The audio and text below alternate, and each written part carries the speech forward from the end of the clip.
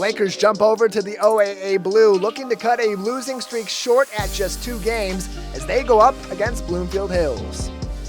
First drive, and the Lakers are feeling it on the ground. Rushes from Jamal Shakespeare and Will Espy set up Obi Duru for a 13-yard touchdown rush. West Bloomfield strikes first and takes a 7-0 lead. WB picks up a penalty. That sets up a short kickoff. Jad Almzadi picks it up at the 30-yard line and then takes it 30 yards into plus territory. From there, the Lake Show takes care of business on defense. 3 and out for the Black Hawks, and West Bloomfield will get a second shot on offense just 2 minutes after their first series concluded. But the Hawks didn't just show up to senior night for nothing. They came to make plays. Jamal Shakespeare hits a roadblock, and then Faley Commit decides he's sick and tired of forward progress. He tosses number 2 backwards for the sack. Next play, Jackson Carver aims to the logo for Willie Edwards, but here comes Brent Brooks, stamping the play D9. West Bloomfield goes 3 and out. And then here comes the Hawks. They'll take off on a nearly 5-minute offensive drive. 5:08 left in the first. Jad Almzadi gets a solid gainer on the misdirect, and then it's 3 straight monster runs for Dakota Jancic. Bloomfield Hills hits the red zone for the first time. But that's where the Lakers make their stand. Tank Pittman got an offer from Mercyhurst during the week and gets on Friday night.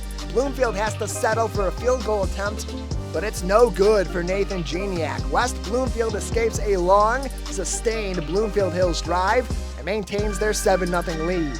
Just before the end of the first, Lakers switching things up. Wide receiver reverse for Cam Hall. He gets some open turf and skips out for 35 yards. A few plays later, his offense pays the bill. They'll call on 1-3, and he'll take it to the house. Lakers' lead now sits at 14-0 early in the second. On the ensuing kickoff, WB sends it into open space. It takes a Laker bounce. Big mistake for Bloomfield Hills. They let it roll, and the Lakers recover the football. It's not a punt, it's West Bloomfield football. However, the West B offense, well, I guess they wanted a break. They take less than a minute to get Will Espy back beyond the goal line. That's his 7th rushing touchdown on the season, and it's 21-zip Lakers. Bloomfield Hills is looking to answer and keep this a ball game. Rocco Colosimo escapes the pressure, makes a nice pass, but just short to Jad Almzadi. That's okay because the next play would be downright unbelievable. Split out to the right for the Hawks. Don't throw to the right. Inside it is bobbled and it is caught. Open season. Here comes Bloomfield Hills. One man to beat another one. Chasing. They'll get down to the 17. You want to talk about right place, right time. Heads up, making a play. Put Micah Mathis on the map. Bloomfield Hills is again deep into West Bloomfield's side of the gridiron, but the Lakers make another key stop, and Geniak cannot connect on the field goal, so West Bloomfield keeps the Black Hawks scoreless. 6:20 left in the half. It's all about teamwork, baby. Carver, Shakespeare, Shannon Roshan, chop, chop. He stomps his way out of the tackle off the bomb and marches to pay dirt.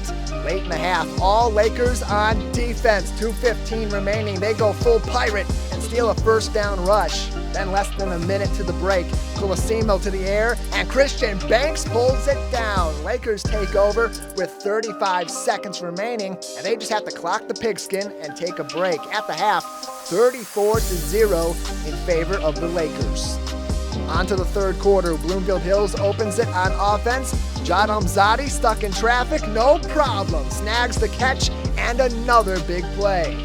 Shortly after, back on the board goes Christian Banks. Interception number 2, plus 34 yards extra after the fact.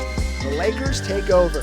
On offense, nothing doing. West Bloomfield punts it back to the Black Hawks, but they wouldn't keep possession for long either. 4 plays later, out with Christian Banks, in with Ezekiel Davis. That's 3 straight Hawks possessions ending with a pick, going all the way back to the second quarter. But the Lakers aren't themselves infallible. A great run from Dylan Woods is knocked loose by Drew Harst, and Bloomfield Hills gets their first big defensive break of the night. They take it into the fourth quarter, switching up the personnel. Micah Mathis now at quarterback. Desi Commit now at running back. Got to go for it on fourth down, but a miscommunication mixes up the handoff, and WB makes the big stop.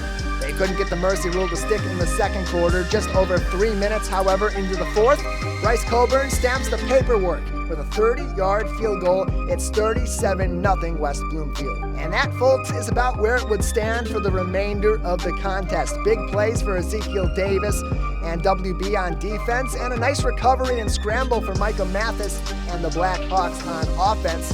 But the Coburn kick would be the only 3 points of the final 24 minutes and brings us to the final score. West Bloomfield pulls off their third shutout of the season, their first since week 2, and again, that shutout is 37-0. Just a little travel involved on this one. The Lakers take it back to the Swamp for senior night this week, looking to avenge a 1-point season finale loss from a year ago in a rematch with Roseville.